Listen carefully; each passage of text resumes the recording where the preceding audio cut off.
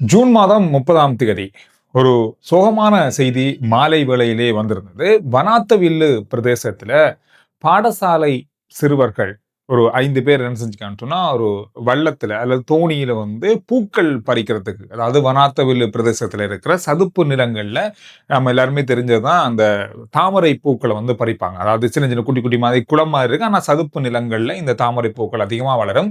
இத அவங்க பறிச்சு இத விற்பனை செய்வாங்க. இந்த மாரி ஒரு வாழ்க்கை முறை அந்த பிரதேசத்துல இருக்கு. இந்த மாரி ஒரு விஷயத்துக்காக தான் 5 சிறுவர்கள் ஒரு படகுல பயணம் செஞ்சிருக்காங்க. இந்த படகு அப்படியே தலைகீழா கவிழ்ந்து விழுந்திருக்கு.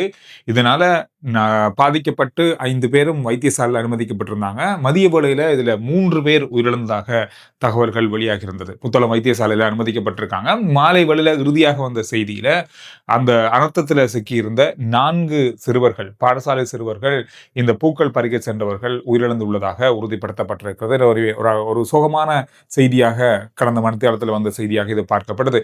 இந்த நாட்கள்ல அண்மையில இந்த நீரில மூழ்கி இறந்தவர்களுடைய எண்ணிக்கை கொஞ்சம் அதிகரித்திருக்கிறது. காரணம் பலதரப்பட்ட பாதுகாப்பற்ற நீர்நிலைகள்ல நீராட செல்றது, அதோட அறிவுறுத்தல்களை மீறி நீராட செல்றது என்ற பலதரப்பட்ட அனர்த்தங்களால இந்த நீர்நிலைகள்ல உயிரிழந்தவர்களுடைய எண்ணிக்கை கடந்த நாட்கள்ல அதிகரித்து இருக்கிறது என்பதும் குறிப்பிடத்தக்கது.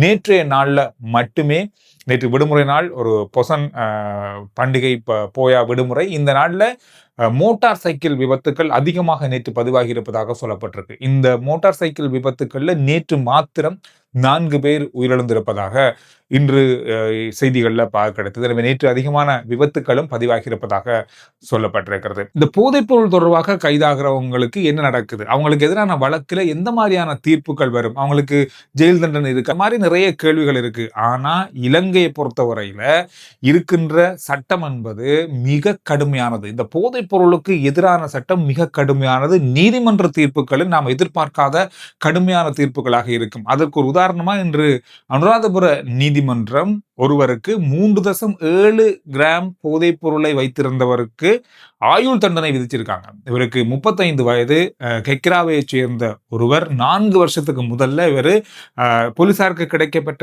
தகவலின் அடிப்படையில இந்த ஒரு குழுக்கள் போதைப் பொருள் பாவனை செய்யறாங்க அல்லது விற்பனை செய்யறாங்கன்ற தகவல் அடிப்படையில இவர் கைது செய்யப்பட்டு சந்தேக நபராக அடையாளம் காணப்பட்டு அவருக்கு எதிரான வழக்குகள் பதிவு செய்யப்பட்டு உறுதிப்படுத்தப்பட்டிருக்கிறது. போதைப் பொருள் இவர் வைத்திருந்தாரு, இவர் விற்பனை செய்தார் என்ற அத்தனை தரவுகளும் உறுதிப்படுத்ததுக்கு பிறகு நீதிமன்றம் இந்த தீர்ப்பை வழங்கியிருக்காங்க. அவருக்கு ஆயுள் தண்டனை வழங்கியிருக்காங்க. இந்த மாதிரி 1 கிராம் 2 கிராம் தான் வச்சிருந்தோம்ல, இல்ல, போதைப் பொருள் வைத்திருந்தாலே அல்லது போதைப் பொருள் வியாபாரம் செஞ்சாலே எல்லாமே ஒரே அளவான, 1 கிலோ வச்சிருந்தாலும் அதே தான், 1 கிராம் வச்சிருந்தாலும் அதே தான், எல்லாமே ஒரே குற்றமாக தான் பார்க்கப்படும்.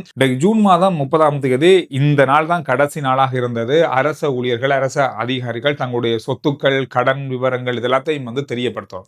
ஆனா நிறைய பேர் இதுல ஒரு சில சிக்கல்களை எதிர்நோக்கி இருக்கிறதால ஒரு 7 நாட்கள் இன்னும் அவங்களுக்கு கால அவகாசம் கொடுக்கப்பட்டிருக்கு. காரணம், இது இணையதளத்துல அப்லோட் செய்யறாங்க இந்த டாக்குமெண்ட் எல்லாமே. ஆனா அதுல ஒரு சில சிக்கல்கள் இருக்கிறதால இதை சரிப்படுத்துறதுக்கு இந்த 7 நாட்களை கொடுத்திருக்காங்க. ஜூலை 7ஆம் தேதி வரைக்கும் இதுக்குள்ள தங்களுடைய சொத்துக்கள் விவரங்கள், கடன் விவரங்கள் எல்லாத்தையும் அவங்க தெரியப்படுத்தணும் அப்படின்ற தகவலை வழங்கியிருக்காங்க. இலங்கையில மிகப்பெரிய ஒரு அச்சுறுத்தலுக்கு உள்ளாகி இருக்கிற ஒரு விஷயம் டெங்கு. இந்த டெங்கு நோய் காரணமாக இந்த ஜூன் மாசத்துல மட்டும் 11 பேர் உயிரிழந்திருக்காங்க. 50,000 பேரையும் தாண்டி இருக்கிறது. கடந்த காலங்களை விட 4 மடங்கு அதிகரிப்பு அப்படின்றது குறிப்பிடத்தக்கது. ஒரு நாளைக்கு கிட்டத்தட்ட 800 முதல் 900 பேர் வைத்தியசாலைகளுக்கு வராங்க, வைத்தியசாலைகளில் அனுமதிக்கப்படுறாங்க டெங்கு நோய் காய்ச்சல் காரணமாக. இந்த டெங்கு பரவலை கட்டுப்படுத்துறதுக்கு மக்கள் மத்தியில பெரிய அளவான விழிப்புணர்வுகள் ஏற்படுத்தப்பட்டாலும் கூட இது இன்னும் ஓய்ந்த பாடில்லை. இப்பொழுது சுகாதார அமைச்சு ஒரு தொலைபேசி இலக்கத்தை அறிமுகம் செஞ்சிருக்காங்க. 0111766366 என்ற தொலைபேசி இலக்கம். உங்களுடைய பிரதேசங்கள்ல பக்கத்துல இந்த மாதிரி ஒரு இடம் இருக்கு, இதனால டெங்கு நோய் பரவக்கூடிய அபாயம் இருக்கு அப்படின்னு சொல்லி நீங்க அறிந்தால் அல்லது தெரிந்து கொண்டால் இந்த இலக்கத்துக்கு அழைத்து தகவல்களை வழங்கலாம். மக்களுடைய அறிவுறுத்தல்களையும் சேர்த்து கொண்டுதான் இதை நடைமுறைப்படுத்த முடியும் அப்படின்ற ஒரு கட்டத்தில் இப்பொழுது தொலைபேசி இலக்கம் வழங்கப்பட்டிருக்கு. எனவே உங்களுடைய பிரதேசங்கள்ல இந்த மாதிரியான நிலைமை இருக்கு அப்படின்றத அவதானித்து ஆபத்தான நிலைமை இருந்தா இந்த இலக்கத்துக்கு அழைத்து தெரிவிங்க. இன்னும் ஒரு முக்கியமான ஒரு சட்டத்தை கொண்டு வந்திருக்காங்க. இனிமேல் சிறுவர்களை வேலைக்கு எந்த நிறுவனமோ யாரோ ஏதோ கடையோ எங்க இருந்தாலும் வேலைக்கு அமர்த்தி இருந்தது பிடிபட்டால் அவர்களுக்கு பாரிய அளவான அபராதம் விதிக்கப்படும், சிறை தண்டனை, வழக்கு என்று ஏராளமான நினைத்து கூட பார்க்க முடியாத அளவிலான சட்ட நடவடிக்கைகள் எடுக்கப்படும் சொல்லியிருக்காங்க. இது ஒரு நல்ல ஒரு விஷயம். நிறைய இடங்கள்ல என்னதான் சட்டம் இருக்குன்னு தெரிந்தாலும் நிறைய சிறுவர்கள் வேலைக்கு அமர்த்தப்படுறாங்க, அவங்க வேலைக்காக வைக்கப்படுறாங்க, அதனால அவங்க துன்புறுத்தப்படுறாங்க, நிறைய விஷயங்கள் இருக்கு. ஆனா இப்ப இதை உடனடியாக அமுல்படுத்தும் வகையில இந்த சட்ட நடவடிக்கை எடுக்கிறதுக்கு அறிவுறுத்தல்கள் வழங்கப்பட்டிருக்கு. எரிபொருள் விலை இன்று நள்ளிரவிலிருந்து, நேற்று நள்ளிரவிலிருந்து குறைக்கப்பட்டிருக்கிறது. நீண்ட காலத்துக்கு பிறகு எரிபொருள் விலை குறைக்கப்பட்டிருக்கு. ஆனா நாங்க எதிர்பார்த்த அளவெல்லாம் இல்லை. பெட்ரோல் விலை, அது 92 பெட்ரோல் விலை ரூ. 20, டீசல் ரூ. 25 குறைச்சிருக்காங்க. இதுக்கு பெரிய அளவான எதிர்ப்புகள் இவ்வளவுதானா குறைப்பீங்க அப்படின்ற மாதிரியான எதிர்ப்புகள் நிறைய வந்திருக்கு.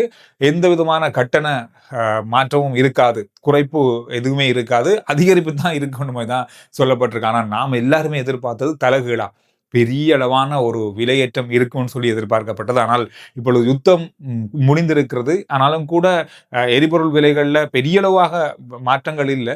அங்க தளம்பல் இருந்தாலும் கூட இனி அதிகரிக்க முடியாது அப்படின்ற ஒரு கட்டத்தில் இப்பொழுது அரசாங்கம் 2 எரிபொருளுக்கான விலையை குறைச்சிருக்காங்க. இந்த வருஷத்துல அல்லது இந்த 4-3 மாதங்கள்ல ஏற்றப்பட்டதுல 1% கூட இல்லை அப்படின்னு தான் சொல்லலாம். ஆனாலும் ஓரளவுக்கான ஒரு நிவாரணம் கிடைத்திருக்கு. ஆனால் நிறைய பேர் இதுல சரியான முறையில திருப்தி அடையல. நிறைய பேர் இதுக்கு எதிரான கருத்துக்களை தான் இன்று நல்லா சொல்லியிருக்காங்க. உலக வங்கி ஒரு ஆய்வு நடத்திருக்காங்க. இலங்கையில 3 குடும்பங்கள்ல ஒரு குடும்பம் உணவு தேவைக்காக அல்லது உணவு தேவை அதிகரித்த ஒரு நிலைமையை அடைந்திருக்கிறாங்க. உணவு பற்றாக்குறை ஏற்பட்டிருக்கு அப்படின்ற தகவலை வெளியிட்டிருக்காங்க. இது உலக வங்கியினுடைய ஒரு கணக்கெடுப்புல சொல்லப்பட்டிருக்கு இலங்கையில. இது ஒரு கடந்த நாட்கள்ல பேசப்பட்ட விஷயம் தான் இப்பொழுது உலக வங்கியினுடைய அறிக்கையிலையும் இது சொல்லப்பட்டிருக்கிறது. இந்த மாதம் ஜூன் மாதம் முடிய போகுது. இந்த மாதத்துல உங்களுக்கு தெரியும், ஆரம்பத்திலிருந்தே வாகனங்களுடைய விலைகள், வாகனங்களுடைய இறக்குமதியில சில கட்டுப்பாடுகள், சில வரி விதிப்புகள் என்று கொண்டு வரப்பட்டது. வாகன இறக்குமதி அமோகமா நடந்து கொண்டிருந்தது. ஆனால் இந்த ஜூன் மாதத்துல அது பாரிய வீழ்ச்சியை சந்தித்திருப்பதாக வாகன இறக்குமதியாளர்கள் சங்கம் சொல்லியிருக்காங்க. காரணம் சொன்னா, ஒரு வாகனத்தில விலை 10 லட்சத்திலிருந்து 20 லட்சம் வரைக்கும் கூட உயர்ந்திருக்கு. இதனால வாகன இறக்குமதி மிகப்பெரிய அளவில் பாதிக்கப்பட்டிருக்கிறது. ஜப்பான் வாகனங்கள் மட்டுமல்ல, இந்தியாவில் தயாரிக்கப்பட்ட வாகனங்களும் இலங்கையில இறக்குமதி செய்கின்றமை குறைந்திருக்கிறது.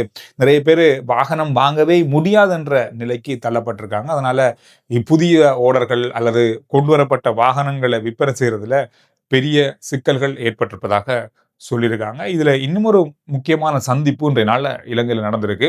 சர்வதேச நாணய நிதியத்தினுடைய குழு ஜனாதிபதி மற்றும் முக்கிய பிரமுகர்கள் என்ற நாளில் சந்திச்சிருக்காங்க. அவங்க ஒரு விஷயம் சொல்லியிருக்காங்கன்னு சொன்னா, இலங்கை மீண்டு வருகிறது, இலங்கைக்கு வாழ்த்துக்கள், நாங்கள் எதிர்பார்த்ததை விட இலங்கை மீண்டு வருகிறது, இலங்கைக்கு தேவையான உதவிகளை சர்வதேச நாணய நிதியம் தொடர்ந்தும் வழங்கும் அப்படின்ற தகவலை வழங்கியிருக்காங்க.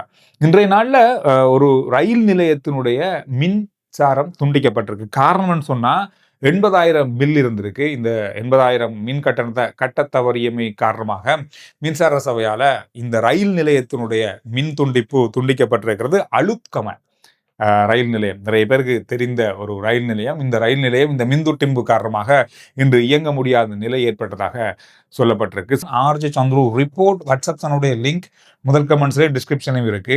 ஃபாலோ பண்ணுங்க. சுருக்கமான விரைவான செய்திகள் நீங்க வாட்ஸ்அப் சேனல் மூலமாக கூட அறிந்து கொள்ளலாம்.